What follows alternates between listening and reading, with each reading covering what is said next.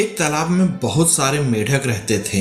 उस तालाब के ठीक बीचों बीच एक बड़ा सा लोहे का खंभा वहां के राजा ने लगवाया हुआ था। एक दिन तालाब के मेढकों ने निश्चय किया कि क्यों न इस खंभे पर चढ़ने के लिए रेस लगाई जाए।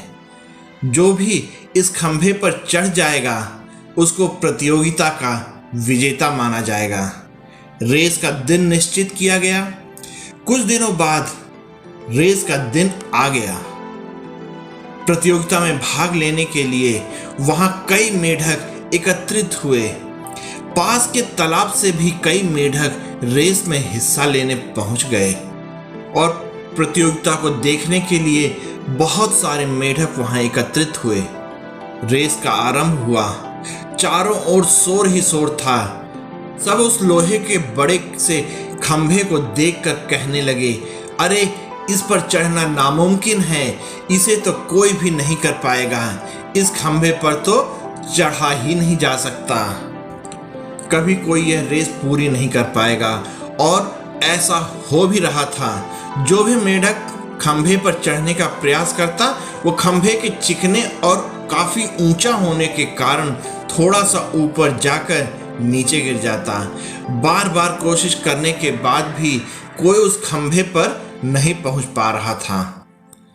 अब तक काफी मेढक हार मान चुके थे और कई मेढक गिरने के बाद भी अपनी कोशिश जारी रखे हुए थे।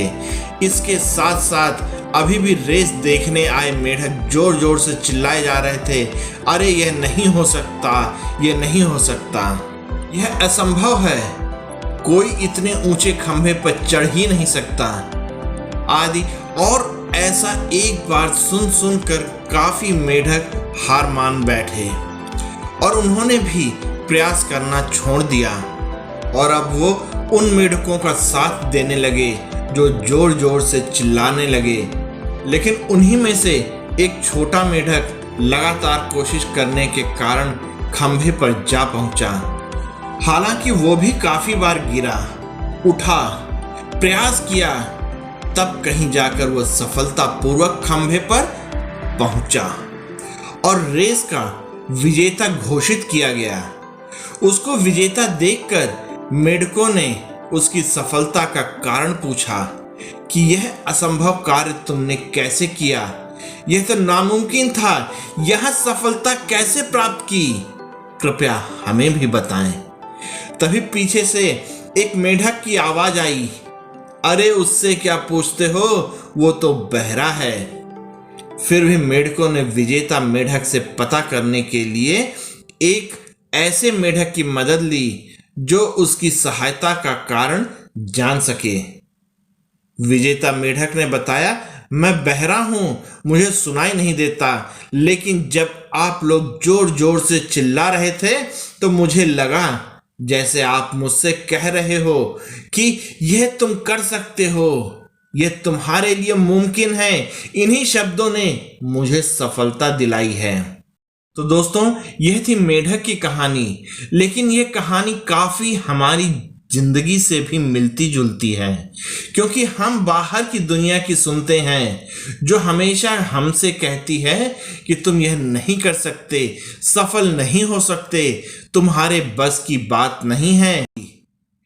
क्योंकि हमारे अंदर सफलता पाने की क्षमता होती है और हम पा भी सकते हैं, लेकिन दूसरों की बातों में आकर अपने लक्ष्य को पाने से चूक जाते हैं, जिसके कारण हम एक औसत जीवन जीते हैं। दोस्तों, आज कोरोना वायरस सबको मार रहा है, ये सब जानते हैं। हम अक्सर टीवी पर, न्यूज़ में, सोशल मीडिया पे हर जगह ये चीज़ सुन रहे हैं।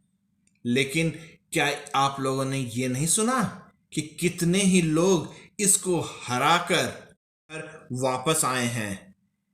उनके बारे में भी तो जरा सोचो कि जिन्होंने इसको हरा दिया है, क्या हम लोगों की इच्छा शक्ति इतनी प्रबल नहीं है कि हम इस कोरोना वायरस को हरा सकें?